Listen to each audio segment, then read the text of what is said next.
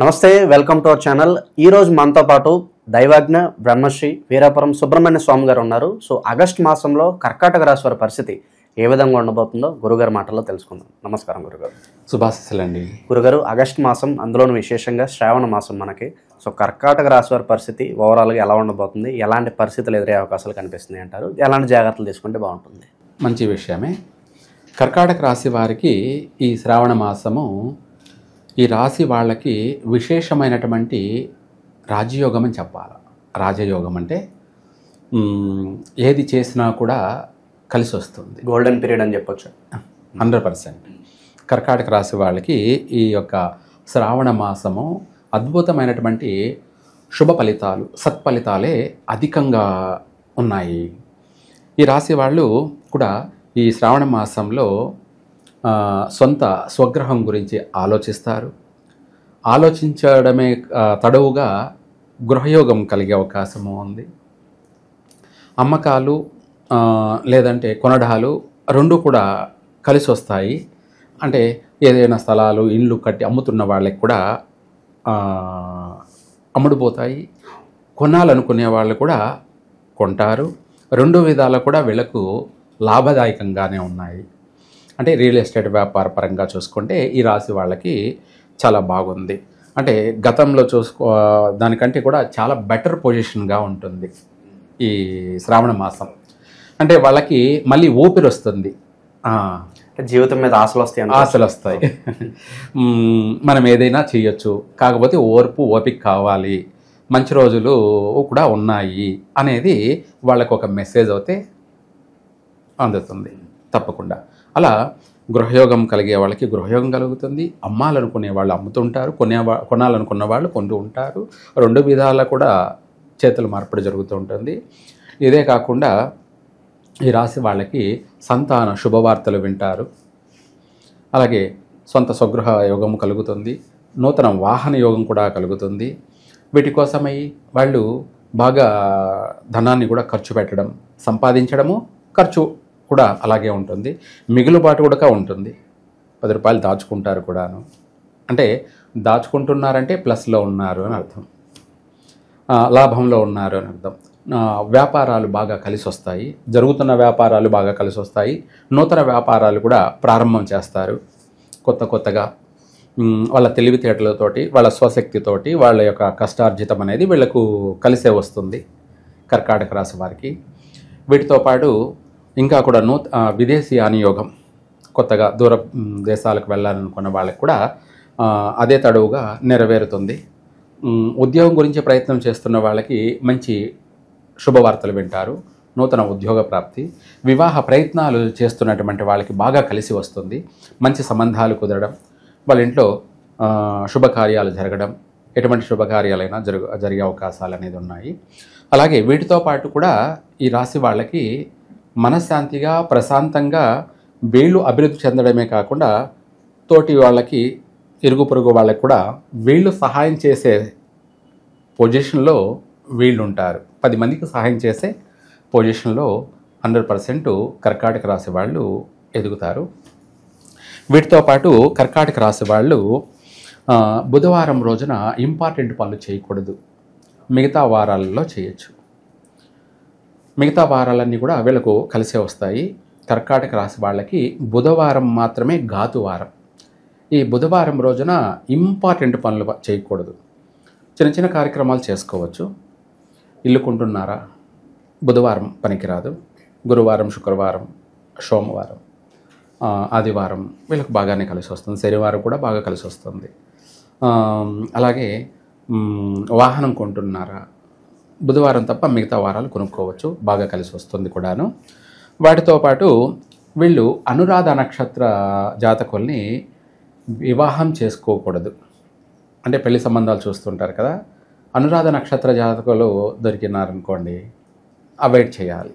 లేదనుకోండి వాళ్ళని చేసుకున్నారంటే మెడక చుట్టుకున్న పాము కరవక తప్పదు. మెడక చుట్టుకున్న పాము కరవక తప్పదు అన్న సామెత నిజం అన్నమాట. 100% వీళ్లకు కర్కాటక రాశి వాళ్ళకి నష్టాలే జరుగుతాయి. అది జీవిత భాగస్వామే కావచ్చు, లేదంటే మనం ఏదన్నా వ్యాపార పరంగా రియల్ ఎస్టేట్ వ్యాపారాలు కానీ, లేదంటే ఇతరత్ర బిజినెస్లు కానీ, ఏ వ్యాపారమైనా కానీ వాళ్ళతో పార్ట్నర్షిప్ పనికిరాదు. అనురాధ నక్షత్ర జాతకులతో వీళ్ళని తొక్కేస్తారు, మొత్తం అంతా వాళ్ళ హస్తగతం, వాళ్ళ హ్యాండ్ ఓవర్ చేసుకుంటారు. ఎవరు? అనురాధ నక్షత్ర జాతకులు. అలా పార్ట్నర్షిప్లో వన్ సైడ్ అయిపోతుంది. కాబట్టి ఈ కర్కాటక రాశి వాళ్ళు ఎవరైనా సరే అనురాధ నక్షత్ర జాతకులకి కాస్త దూరంగా ఉండడం మంచిది. తర్వాత బాధపడితే ప్రయోజనం లేదు. తర్వాత వీళ్లకు గుడ్ టైం బ్యాడ్ టైం అనే విషయాల్లో చూసుకుంటే కర్కాటక రాశి వాళ్ళకి తులా లగ్నము అనేది బ్యాడ్ టైం. ఇప్పుడు మామూలుగా ఇప్పుడు జరుగుతున్న కాలం ప్రకారంగా మధ్యాహ్నం సమయంలో వస్తుంది. తులా లగ్నము అనేది ఘాతు లగ్నం, అంటే అశుభ సమయం అంటారు. దాన్ని ఏమంటారు? అశుభ సమయం. ఆ సమయంలో ఏ పని చేసినా మనం ఆ సమయంలో ఇల్లు కొన్నామనుకోండి, ఖచ్చితంగా ఎప్పటికైనా అది అమ్మే తీరాల్సిందే. అమ్మి ఇటువంటి సమస్యలు ఉంటాయి. మనము ఇల్లు ఎందుకు కొనుక్కుంటాం? అందులో శాశ్వతంగా ప్రశాంతంగా మనశ్శాంతిగా ఆ ఇంట్లో జీవించాలి, ప్రశాంతంగా నిద్రపోవాలి అని అనుకుంటారు. చక్కగా సంసారం 3 పూలు 6 కాయలు అభివృద్ధి చెందాలనుకుంటారు. కానీ ఇటువంటి మనం కొనేటప్పుడు అడిగి తెలుసుకోకుండా తులా లగ్నంలో కొన్నామనుకోండి, 100% అది కలిసి రాదనమాట. ఏనాడైనా ఏ రోజైనా సరే అది అమ్ముకోవాల్సిన పరిస్థితి, లేదా అందులో మనం అభివృద్ధి చెందలేం, అందులో డెవలప్మెంట్ కాదు. మనం లాస్ట్కి IMI కూడా కట్టుకోలేం. ఇప్పుడు మన దగ్గర 20 లక్షలు 30 లక్షలు ఉందనుకుందాం, మనం ₹1,00,00,000 ఇల్లు కొనాలనుకున్నాం. అప్పుడు మిగతాది లోన్ ప్రాసెస్కి వెళ్తాం, తెచ్చుకుంటాం, మనం ఇల్లును కొంటాం.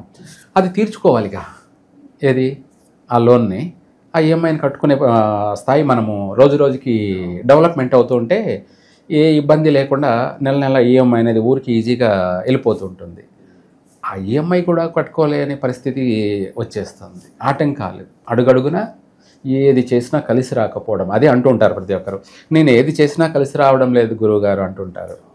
ఇలాంటివే మనం తెలిసి తెలియక చేసేటువంటి తప్పిదాలు. అందుకనేసి ప్రతి ఒక్కరిని అడగాల్సిన అవసరం లేదు. అందుకే నేనే మీకు తెలియచేస్తున్నా.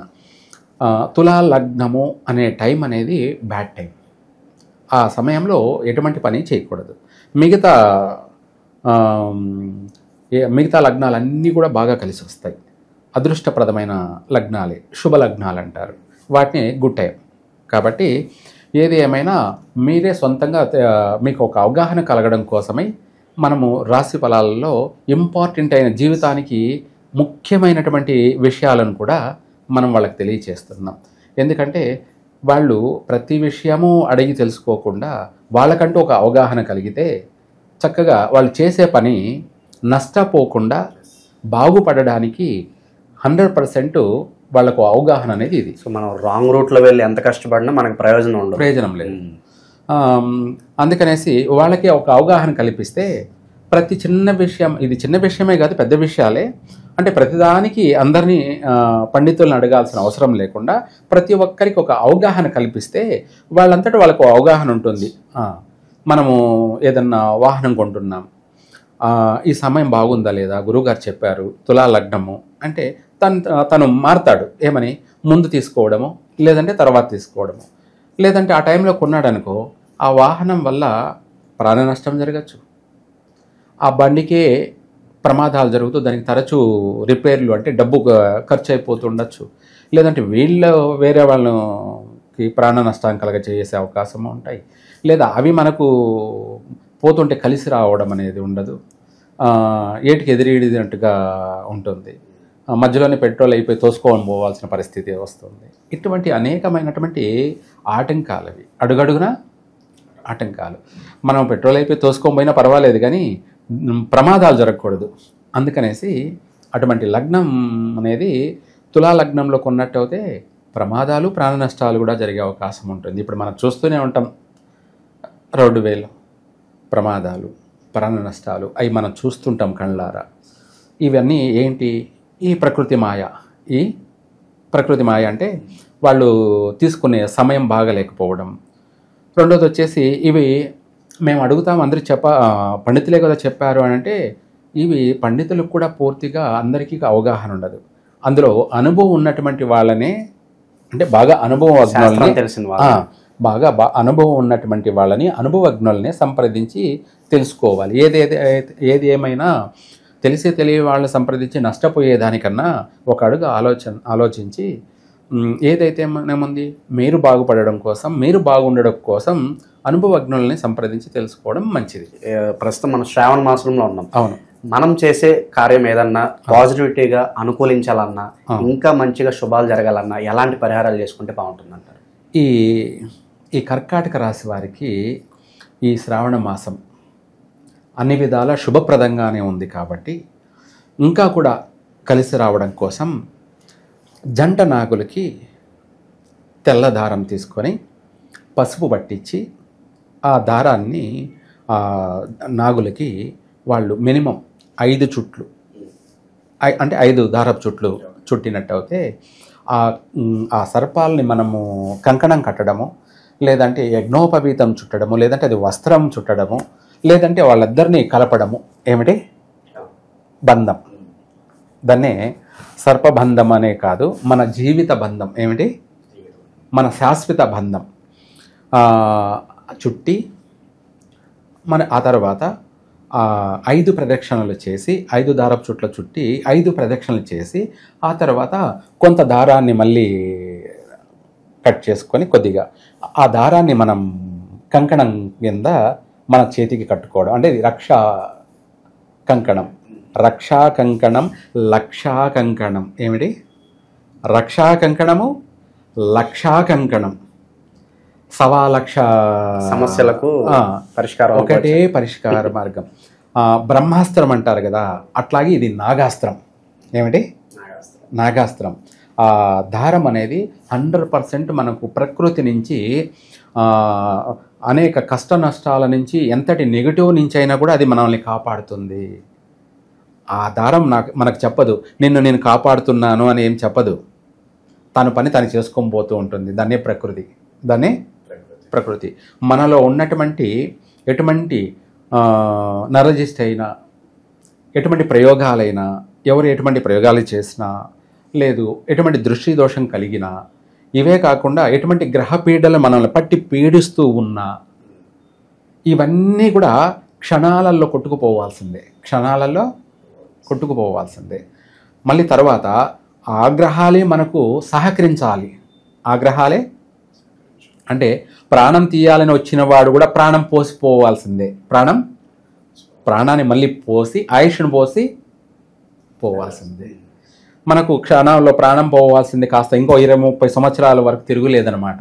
అంతటి శక్తిని కలుగుతుంది. బంధం ఏర్పడుతుంది. అన్నదమ్ముల బంధం కావచ్చు, అక్క చెల్లెల బంధం కావచ్చు, అన్నా చెల్లెల బంధం కావచ్చు, తల్లిదండ్రుల యొక్క బంధం కావచ్చు, తల్లి బిడ్డల బంధం కావచ్చు, వీటితో పాటు భార్యాభర్తల బంధం కావచ్చు. ఇవి శాశ్వతంగా బలపడి ఉంటాయి. శాశ్వతంగా అన్నదమ్ముల మధ్య ప్రేమానురాగాలు కలుగుతాయి. భార్యాభర్తల మధ్య ప్రేమానురాగాలు కలుగుతాయి. తల్లి బిడ్డల మధ్య ఒకరి పట్ల ఒకరికి ప్రేమానురాగాలు కలుగుతాయి. అంటే తల్లి అంటే ప్రేమ, అలాగే బిడ్డ మీద కూడా తల్లికి ప్రేమ, ఇలా అనేకమైనటువంటి బంధం అనేది బలపడుతుంది. వీటితో పాటు ఆ బంధమే మనకు శాశ్వత రక్షణ. అంటే మన కోసం వాళ్ళు ఏమైనా చేస్తారు, మన కోసం ఏదైనా చేస్తారు, ఎంతవరకైనా పోతారు. అదే కదా కావాల్సింది. భార్యకి కావాల్సింది ఏముంది? భర్త తన కోసం ప్రాణం ఇవ్వడానికైనా రెడీ. అదే కదా భార్య కోరుకునేది. అదే జరుగుతుంది. ఆ దారాన్ని మళ్ళీ వాళ్ళు ఆడవాళ్ళు అయితే, పెళ్ళి అయినటువంటి వాళ్ళు ఎడమ చేతికి కట్టుకోవాలి. భర్తకు అయితే కుడి చేతికి కట్టాలి. పెళ్ళి కాని పిల్లలు అయితే కుడి చేతికే కట్టాలి. ఆ దారం తీసి మళ్ళీ కట్టుకున్నట్టు అయితే వాళ్లకు విశేషమైనటువంటి లక్ష శుభయోగాలు కలుగుతాయి. సో ఓవరాల్గా ఈ శ్రావణ మాసంలో కర్కాటక రాశి వారికి ఏ విధంగా ఉండబోతుంది, మంచి శుభయోగాలు కలగాలంటే ఎలాంటి పరిహారాలు చేసుకోవాలి, మీ మాటల్లో అద్భుతంగా వివరించారు. ధన్యవాదాలు కూడా. సర్వే జన సుఖినో భవంతు.